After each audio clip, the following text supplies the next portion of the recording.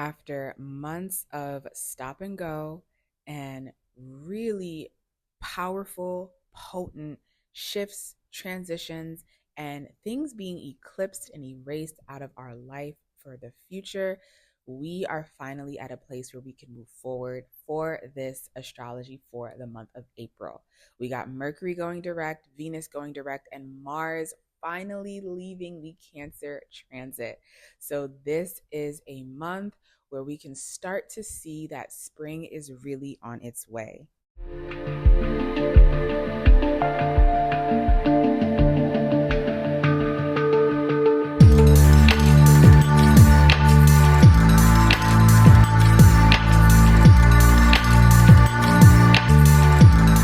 Greetings, alchemists. Welcome back to my channel, Hidden Alchemy by Sade. My name is Sade. If it's your first time here, welcome. And if not, welcome back.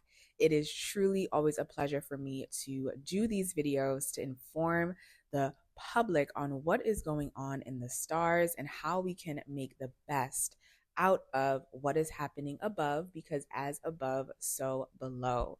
So for the month of April, we are finally moving forward. And even though these planets are going direct and Mars is moving into a fire sign, it isn't an abrupt push, because of course when planets go direct, we are going back over what we've already went over before the retrograde to make sure that we have officially cleaned things up so that we are really prepared for the next slate. But it is better to be moving forward than to be going backwards on top of having an eclipse while we are moving backwards. So, energetically, what does that all mean? Well, starting off the month of April, on April 7th, Mercury stations direct in the sign of Pisces. So it originally went retrograde in the sign of Aries in the first 10 degrees of Aries. So we really didn't get a deep dive into the Aries energy, but we got a taste of what Mercury in Aries really wanted us to acknowledge. Whenever we're dealing with the planet Mercury, we're dealing with communication, we're dealing with understanding, we're dealing with how we navigate and move in our immediate environment, as well as long distance travel. But Mercury being the ruler of Gemini as well as Virgo, it's our immediate environment and how we get around, how we connect to people. When it went retrograde in the sign of Aries, we really were trying to experience this need to move forward, right? We had an idea of what we wanted to change, because Aries is the sign that rules the independent go-getter, I wouldn't say truth seeker, but the seeker of adventure for the sake of knowing that things need to change in our life. And Mercury was starting to bring those things to the surface. But because we also had it in its pre-retrograde shadow, as well as Mars in the sign of Cancer, and Cancer and Aries square each other. So we really weren't ready yet to exactly move forward in the way that we were feeling internally. So now that Mercury is stationing direct in the sign of Pisces, this brings renewed sense of clarity. And whenever Mercury is in the sign of Pisces, it is bringing us into deeper intuitive awareness. Right now, we've had time to emotionally process things. Whenever Mercury or any planet is in the sign of Aries, a lot of frustration can come to the surface, because Aries likes to move quick, it likes to get things done, and it just likes to move on to the next. But now that Mercury is direct in the sign of Pisces, it's like, hold on, there's something you missed, and there's something that you need to take a deeper look at internally. You need to feel what this next transition or what this information is telling you about the grand scheme of your life, and not just the quickness of what's happening immediately in front of you. What is the bigger picture? What is the grand scheme? And now you can tap in intuitively. And the beautiful thing about Mercury stationing direct in the sign of Pisces is, sign wise, this is making a beautiful aspect to Mars in Cancer as it gets ready to leave Cancer. So this is really allowing you the space to not only understand intuitively what you need to do, but to also move intuitively. Mars is action, it's movement. Move intuitively and move at a gentle pace so you do not crash and burn. Now, on April 10th, we have the Sun conjuncting Chiron in Aries. So as well as Mercury moving direct in the sun, well, in the sign of Pisces, moving into Aries. The sun conjuncting Chiron is giving us a new, renewed sense of self. We've had Chiron in Aries for some time. It's at the tail end of Aries, so we've been working with this as a collective for some time. So there is an important awareness of who we are and where we want to trailblaze a new beginning in our life. And with the sun conjuncting Chiron, yeah, it's bringing light to this wound, but it's bringing light to a wound that we've been working on and that we are ready to let go of and to take the risk, especially because we are working with so much Aries energy. We got the sun in Aries. We're going to have Mercury moving back into Aries, Venus moving back into Aries. We just finished the final south node, the final north node, solar eclipse in Aries, and then Neptune is in Aries. This is a renewed sense of self that you are getting ready to proclaim as your truth as we move forward. Now, on top of that, on April 13th, we have a full moon in Libra, which is restoring balance in our relationships.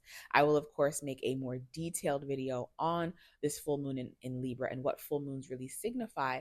But because we have been working with so much Aries energy in forcing us to understand the identity of self, now with this full moon in Libra, it's asking us, okay, what are the relationships that we really want to have around us that can help support us on this new adventurous endeavor that we are on pertaining to our identity?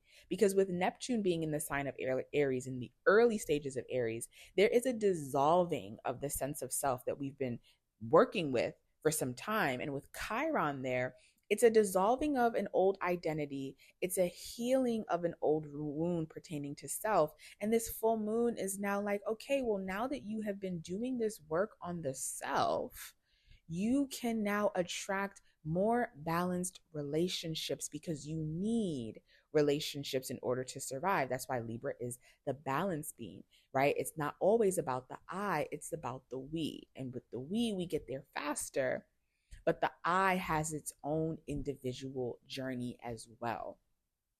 Now, also on the 13th, with the full moon in Libra, with the moon moving into the sign of Libra, we also have Venus stationing direct in Pisces. And this is such a yummy stationing because Pisces in the sign of Venus in the sign of Pisces is exalted. Venus loves being in the sign of Pisces because it's this sense of unconditional love on top of the full moon being in a Venus ruled sign, which is in the sign of Libra.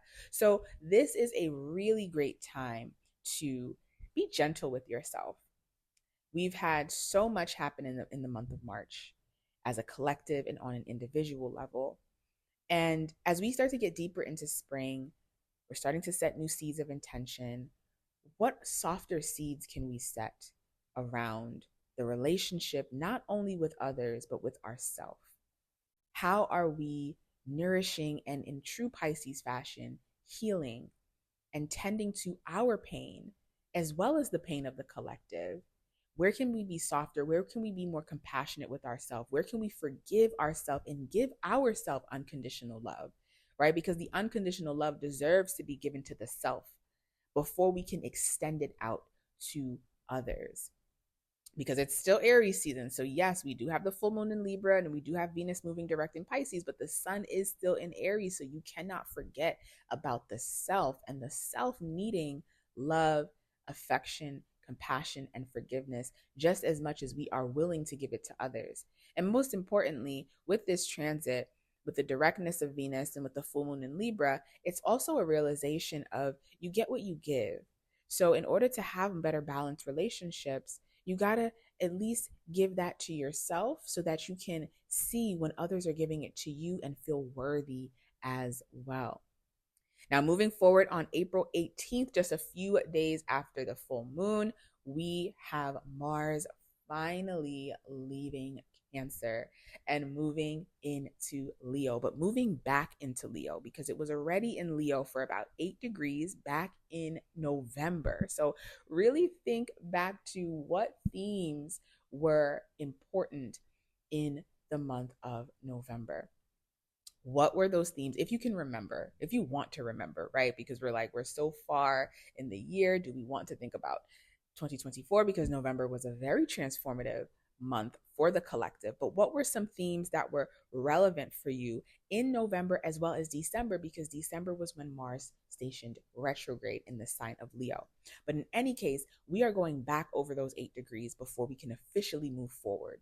So Mars moving into Leo is great because Mars is a fiery ruled planet and it loves being in fire signs. So now we can start to feel as if things are moving. Because Mars in Cancer, it's not that things weren't moving, things were just moving behind the scenes. Things were moving on an internal level, on an emotional level, and on a sense of safety and security pertaining to our home, our physical home, our mental home, our body, nourishment.